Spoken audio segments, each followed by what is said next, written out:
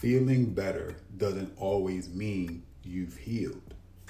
In fact, sometimes what looks like relief is just the wound hiding deeper. It's still unresolved. So, from my conversations with people, listening to them and hearing them speak about healing or them healing, I think when most people think about healing, they think about the pain or their emotional pain just stopping, or the illness just going away, or the sadness just being lifted. And I think, yes, it matters, but real healing isn't about the disappearance of your emotional pain, because pain can mask itself as, you can say, relief through you denying, you distracting, or you just shutting down emotionally. But the wound under it still remains unresolved. So you can feel better, like on the surface, and still be carrying the same injury from within. And so healing, in my opinion, begins when the memory is still there, but it no longer decides how you live today. Now, in saying that, at its core, healing is transformation. It's the movement from one state into another. If you lived with loneliness, healing isn't just not lonely. It's the experience of real connection. If you carry the weight of powerlessness, healing is stepping into your strength.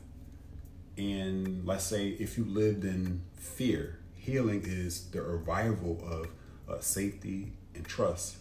And so healing is not like neutral. It's not just the fading of pain. It's the unwanted shifting into what is wanted. It's the wound giving, you could say, way to new wholeness. Now, I'm not the judge or jury about who's healed or who's not healed. But just from my experience and how I've experienced healing, let's just ask the question: how do you know when you've actually gone beyond your personal pain? And here's some things that I noticed about my life. Number one, I think you can talk about what happened without reliving it. I think there is a way that you can speak about what you went through without fully reliving it. Number two, I think you can remember what happened, again, without totally collapsing yourself practically in your past. And number three, I think you can find yourself able to do things you couldn't do before, right? You can love, you can create, you can trust, and you can imagine. And so healing, I think, reveals itself in the new capacities that emerge. And it's less about what has disappeared and more about what has become possible for you in the relationships in your life. Now, again, healing isn't a quest for perfection or an ideal version of yourself. It's like the process of change from stuckness into movement, from fear into safety, from disconnection into belonging with others.